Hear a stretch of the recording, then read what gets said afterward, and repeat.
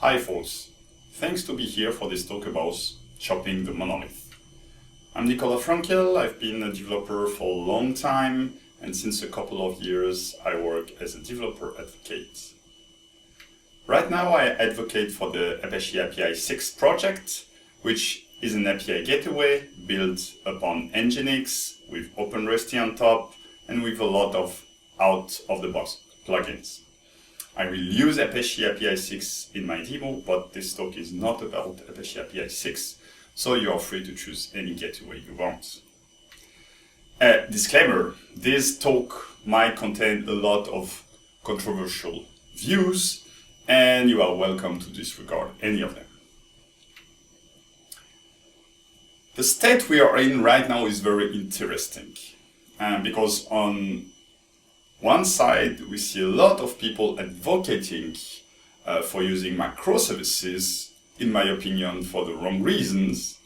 And on the other side, we see monolith viewed as something bad. I mean, the word monolith itself has taken up a negative connotation, which I believe is not completely justified. So I would like first to dive a bit into what is a monolith, but much more importantly, what are microservices and the reason they came to be used. I will use a lot of Martin's follow definition because, like, he's a respected figure and it's not very controversial what he says. He plainly states facts, and so we can reuse them without much debate. So here I let you read the definition of Martin's follow microservices on his own Blicky. I leave you a couple of seconds to do that. And the gist of it is, well, you have each microservice running in its own process. That's the gist of it. And in the same article, he goes on to follow a couple of characteristics of microservices. And the interesting thing about those characteristics is that they happen at different, let's say, levels. So for example, some of them are very technical, some are more organizational. And let's play a game. I know that we are not interacting, but please think whether you are using microservices or not in your organization. Okay, now that if it's done, and if the answer is yes, you can go through each item and check whether it's the case or not. So are you if you are doing microservices, are you using componentization via services? Is each of your service organized around business capabilities? And so on and so forth. And at the beginning, there are more technical approaches, and I believe everybody implement them if you are doing microservices. However, at the bottom, there are two parts that are more organizational. And the most important one is product over projects. If you are doing microservices, you are not designing projects, you are designing product. The difference between a project as a start date and an end date, and you have a budget that needs to be spent between those 2 points, whereas a product has a start date, but there is no end date at the beginning. There will probably be an end date at some point when you retire the product, but you don't think about it, you don't plan for it, and the budget is probably recurring over several years. And that's the problem. A lot of people who claim they are doing microservices, they are still doing projects and not products. Hence, there is not many chance a lot of people among you are really doing microservices. In general, when I do this talk in a room of 50, I ask people who are doing microservices. There is half the room that raise their hand, and when we apply all those characteristics, in the end, there is probably 1 or 2 persons still doing that. So 1 or 2 person in general, that's the biggest problem, the product side. Okay, but it doesn't stop at that. when I started to read about microservices, a lot of people, a lot of the advocates of microservices were keen to point out Conways Law. And Conways Law is very simple. In his thesis, he stated that the architecture of an information system reflects how the company, the organization, is itself structured. So the idea is that if you start with a normal organization with, let's say, UI specialists and middleware specialists and DBAs, you will probably end up with a layered architecture, because you will have each team doing their own stuff. So if you want to have microservices, then you should probably change your organization to have autonomous independent teams. And for example, Amazon Web Services is a poster child for microservices, because Bezos himself told, hey, we have these 2 pizzas teams. So basically we have team that can be fed with 2 pizzas.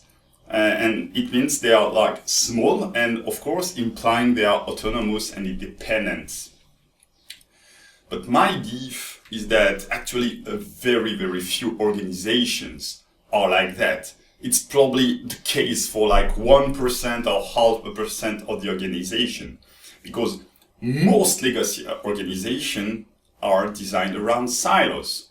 So at the top, you've got the CEO, then you have the CTO, then in general, under the CTO, you have developer and operation, and in developer, you have dedicated team, and in operation, you have other team, then you have that silo between dev and ops, so that's the reason for the DevOps.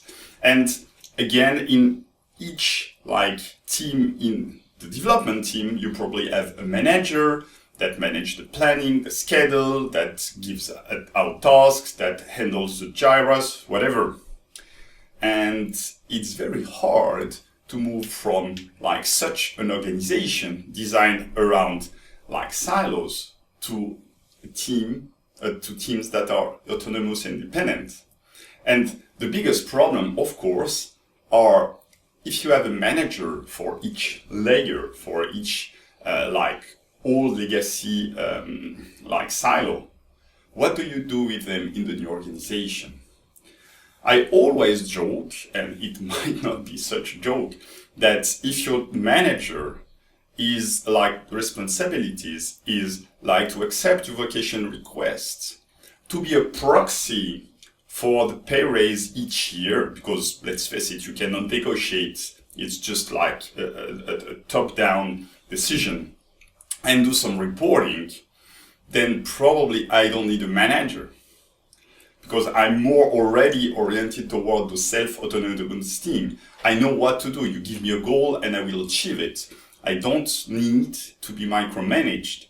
And actually, probably if you are working in an organization with manager, either they micromanage you, then they work a lot, but they don't add any value because you probably know better than them what you should do, or they leave you free, or then probably again they don't have a lot of value, because we go back to the accepting vacation request and being a proxy and reporting. Manager have a lot of value when they actually remove the roadblocks into removing removing any impediment you have toward your task. Otherwise, not that much. And so we get back to this issue where actually the biggest help into transforming a legacy organization into a microservice based organization is the middle management. And they are the ones that have the most to lose, because they won't have any place in the new organization. So it's a pretty bleak picture. But the problem is that in most microservices implementation, it starts with the technical side. You've got a technical person, probably like very senior, and they read about microservices and they see all the benefit and they say, oh, I have all this problem in my architecture, in my organization, like microservices seems to solve them. Okay, let's do that by the book, and we will remove transactions and we will have sagas and whatever. And then at some point, of course, the organization is not made for that. The organization is not designed for that. There will be a mismatch because of Conways Law. So you will end up in a situation you will have all the downsides of microservices and none of the benefits, which doesn't work that well. At that point, in general, the person who had the bright idea to implement microservices has already left for another job. And of course, they didn't forget to put microservices on their resume because, yeah, it's super shiny. And the problem is that our industry is an industry where we are supposed to have technical people, logical people, engineers who generally take decisions based on facts. However, my experience has shown me that most of the time, it's more like a herd of sheep following somebody who say, hey, like, follow me. I have the solution for every one of your problem, and we are following. And it's not that great. Also, not to mention the fact that probably a lot of people want to put some line on their resume. And as an anecdote, like 15 years ago, I worked on I didn't work on a project, but I worked in a place where the project next to me, they were implementing EGB3. And at the point, EGB3 was like state of the art. The problem is that at this moment, there were no application servers, like production grade, let's say, based on some big companies like IBM, for example. And IBM was the normal provider of technologies in this organization. The product was not ready to run EGB3. So basically, the architect decided, hey, we will use EGB3 so that he could write it down on their CV. And it was not implemented in real life. There was no production application server ready to run EGB3 at that time. So I don't know what happened, but that's a poster child for a very, very wrong decision. So why are people still doing microservices? If microservices are not the right thing, why are people still using it?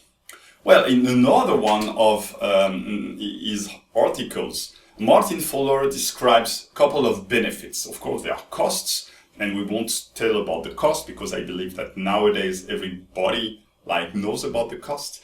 He lists a couple of benefits, and there are three main benefits: strong module boundaries, independent deployment, and technology diversity. So let's talk about them each in turn and see what is the real benefit. So a lot of people say, hey, now if you implement microservice, of course, then you have a strong boundary between service, then you cannot reuse, or let's say, it should prevent you as much as possible from reusing the code from each other and then having entanglement in your code base.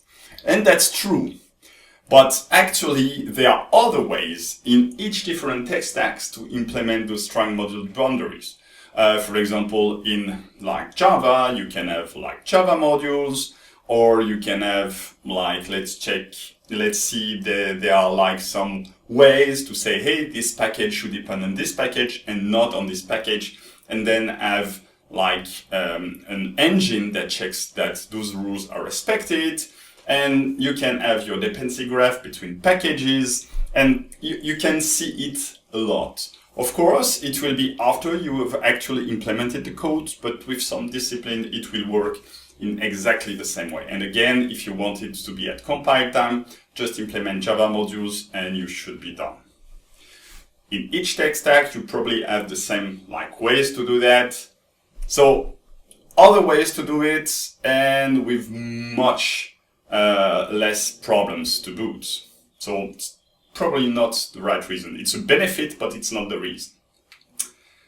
Technology diversity. Well, if you have microservices, of course, you can implement each of the service with their own tech stack. So you can have a Python microservice, a Node.js microservice, and aside a Java microservice. Everybody will be happy.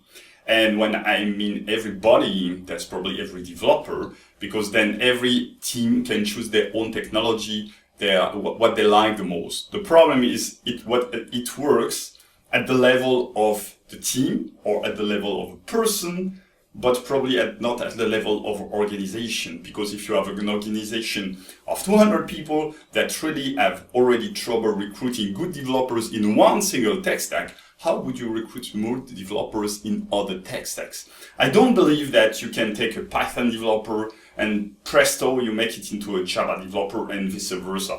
I'm a Java developer. I know Kotlin quite well at the moment, but I can write Python scripts. I'm unable to be like a good Python developer. I lack too many years of experience. I can be a junior one. I cannot be a senior Python developer. I will probably write code that works, but not code that is Pythonic. And so for this reason, again, not the best of reasons. However, I think that independent deployment is the real reason. It's the real benefit. And you might have heard about lead time, which is one of the golden metrics of DevOps. So if you have a project and it starts with the idea from the business and it ends with the deployment into production, you probably have those three phases like specification and implementation and deployment. So specification starts with the idea of the business until you've got the whole set of specifications.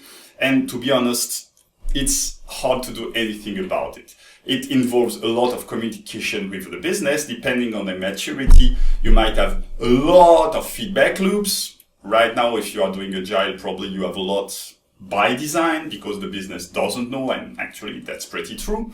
However, when we want to deploy more rapidly, we probably want to shorten the implementation and deployment phase, and those two are the lead time. And this problem of deploying more frequently or deploying faster, it's not a new problem. We already had it back in the days. As I mentioned, I've been doing IT for nearly 2 decades, no more than 2 decades. And so I actually can vouch for the fact that we handled it before.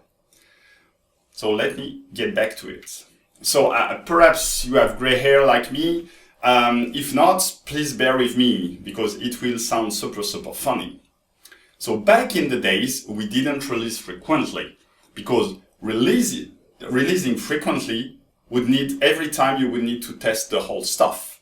And we didn't have automated tests, or at least perhaps some unit tests, but no integration tests. So a lot of it was manual testing, and through manual testing, it cost a lot of time, a lot of resources. It tires the testers, and testing everything too frequently is not feasible. So we had a couple of releases per year, let's say 4 of them. And those releases were called release trains. And so the idea was you would design your code or your project so that it would fit at the date of the release train. And if you missed the train because your developers were too busy, too late or whatever, then you would need to wait until the next train. So if you deploy 4 times per year, it means that if you cannot ship a feature in train, you need to wait 3 months. And for the business, 3 months is a long, long time. So you were not allowed to miss the train. There was a lot of pressure to deliver on time, even if it was half finished, because the trick was you could send a bug fix directly to production without doing the whole testing, whatever. So the trick was actually to pretend to have finished one feature. And then, of course, it was not completely ready, or you knew it contained bugs, but then you could send the bug fixes afterwards. And sometimes it was even worse. You had a not finished design feature at all, but you would negotiate with the release manager that, hey, it was a bug fix, and it was, again, a lot about organizational issues. And though, as I mentioned, it's not possible to release often and test Monolith well. You cannot do everything at once. It's not possible. And for this reason, release trains. Now let's focus on what I believe is the real problem. I believe that yes, some parts of the code do change frequently or at frequency you cannot fathom. It can be because of laws. I mean, laws you cannot plan for them, they will just happen. Of course, if you are a big organization with a lot of money, you can influence the laws, but I'm talking about regular organization. Regular organization, their software can be impacted without any influence from them because of laws. Sometimes it's because of the business that say, hey, I want this to change and I want this to change, and the same thing over and over. And I believe that every software has ports that change with different pace. Some ports are very stable. Some ports are very unstable. And with a bit of habit, people who work on the code base, they know it. So again, let's say to be easy, ports that very, very rarely change and ports that change very often.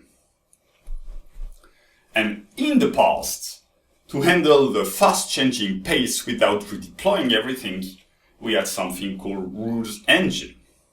And with rules engine, this is the definition of Wikipedia, you actually had code that was explicitly separated from the main application code. And so you released once, so there was no release, and then the business had an interface to change the rule directly in production, and they could do it whenever they wanted.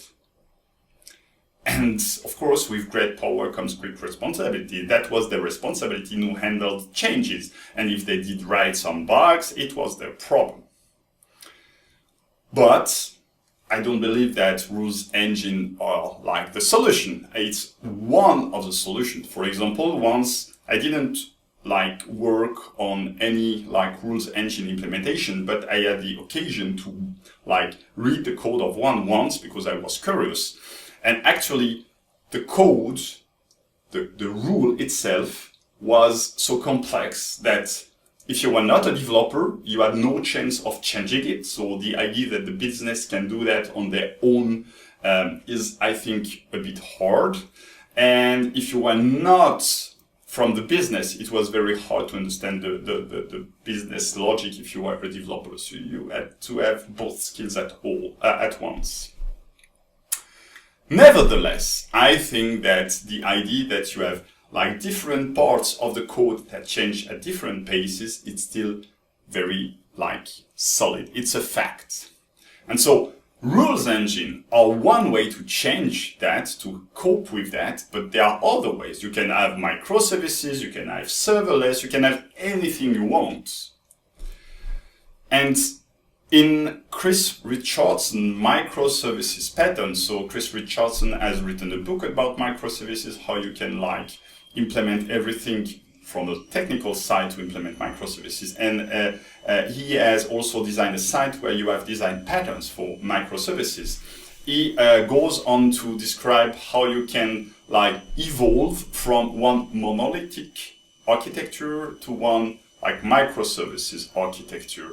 And he uses the strangling fig pattern that also was described by Martin Fowler. And the idea is that you start with a monolith and then you go on chopping every part until you've got a microservice architecture, one by one. And the problem with that approach is that, of course, he's describing a microservice architecture. So in the end, there is no monolith anymore.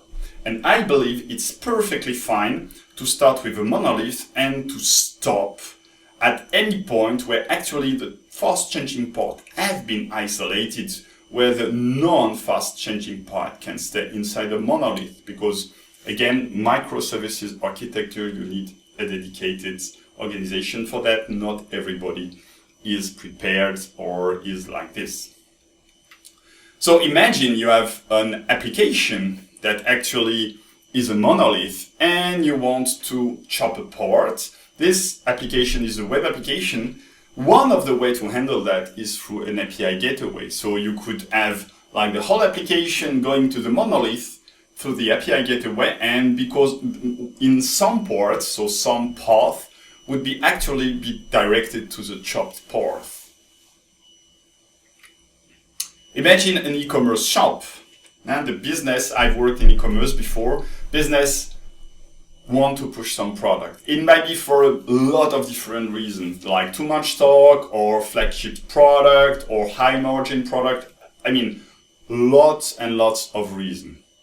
In general, you sell more and by lowering the price, so that the pricing should be very, very flexible. If you have a rules engine pricing, it works pretty well. If you have defined every parameter that could change, for example, you can say, hey, this is a flagship product. If this is a flagship product, then do something. The problem with rules engine is that the code from the main application should match the code from the rules. The parameters need to be defined in advance. If you come up with a new parameter, of course, then probably the monolith part needs to change as well. So pricing should be flexible. In that case, the rules engine might not be a great idea. So the idea is we set up an API gateway, we don't break the client will stay the same, and we can like deliver like flexible pricing without any issue. So for that, I have a demo. So here I'm in IntelliJ. I've set up everything in Docker Compose because it's the easiest way to show you something. Of course, you shouldn't use Docker Compose in production, but for this demo, it's good enough. So here I have a couple of services. I have the API 6 Apache Gateway. API 6 relies on etcd. It stores its configuration in this like distributed key value store. You might have heard about etcd before. It's the same key value storage that is used by Kubernetes internally. So it's quite like mature and very hard to break. Then I have my application, which is an e-commerce application. I will show it just afterwards. And everything is stored in a MariaDB database, but that's not really important. So let's try our application. Okay, so Docker Compose up. So now Docker Compose starts every container. I've like containerized already the e-commerce shop. It's a Spring Boot application. This is not important, but everything is on GitHub, so you can check afterwards. And we will wait a bit until it has finished because it's a JVM. It takes a bit of time to start. And let's see for a couple of seconds. And yeah, it's done. So now we can go to the application. And here I've started the application. I go through the API gateway. And of course, the API gateway tells me, hey, like we don't know this path. So the first thing I need to do is configure the API gateway to let it know about where it should forward this path. For that, I'm using Apache API 6, as I mentioned, and Apache API 6 as an admin API that is based on a REST API itself. So here I'm using a Docker image that should run on the same network as the Docker Compose. I'm using the curl image. So the idea is I'm not using curl directly, so I don't force you to install curl. If you have Docker, you can run everything. And there is the root API, and we will create a new one with put. We need to pass the API key because like changing the configuration is a highly critical operation. So we need to be authenticated, but since it's a demo, I'm using the default key. And now we can create like this. So in this demo, I will catch every URI and I will send it to the chop shop. I have one single node, so I need to have an algorithm, but since I have a single node, every algorithm would work. So I run the script, done. And now if we get back to the application, now we can see our shop. So we have a couple of products. We can set like add to cart, a couple of products, and then we can check our cart. Now this part is interesting. This part is actually, we've got, sorry, I need to refresh. Yes, I have a single request, like the pricing is embedded.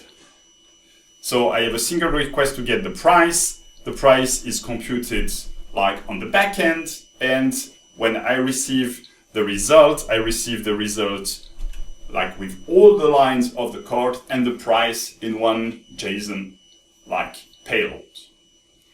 What I need to do now is to start changing it so that instead of like doing this, my client will receive the cart and the client will request to the application, to the monolith, hey, give me the price for this cart. So here is the pricing. As you can see, it's Kotlin, so I hope that my explanation will be good enough if you are not a Kotlin developer. Here I have a function, you pass it to cart and it computes the price, and basically it just adds everything. But the idea is that you can change this logic.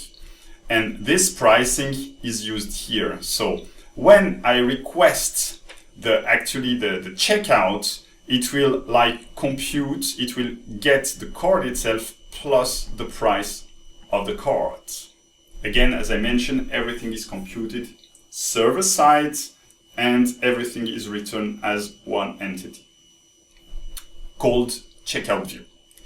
So now the idea is we need to change it a bit, and for that we will expose the pricing as an HTTP route. So now the checkout view just returns the cart itself, but the pricing now is a dedicated HTTP route. So price will be like returned when you call the price endpoint. We need to containerize it, so it will be version 1.3 of the container, and we will deploy it again. So Docker compose up. It recreates the chop shop. And normally at this point, I should be good to restart the class loader. So here you can see the new version of the application is starting again. Couple of seconds because it's a JVM.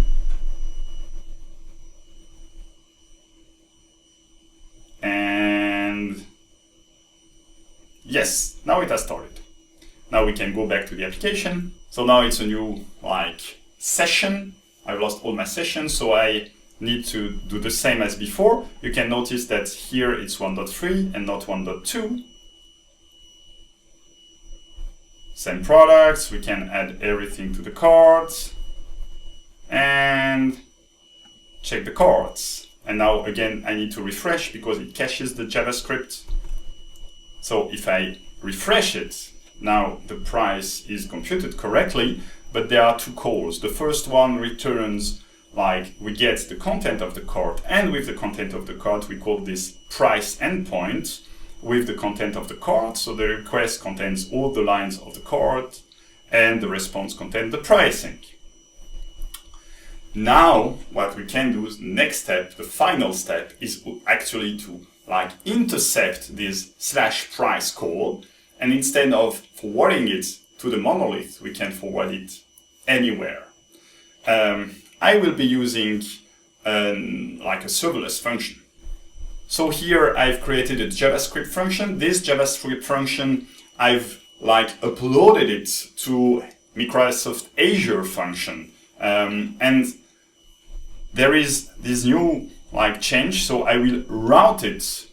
I will create a new route, so a new one that only intercept /price, and that through a plugin, because API 6 natively understands how to talk with Azure, we can send it to a function array that I previously created. And I need an authorization token, and let's do that. So I can show you the Azure function. So here I'm on the Azure portal. I can go to function application. You see here I have the chop shop pricing, and if we check code of the chop shop pricing. Here is the function, here is the trigger.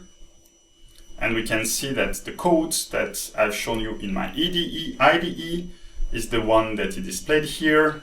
Again, cloud takes a bit of time every time.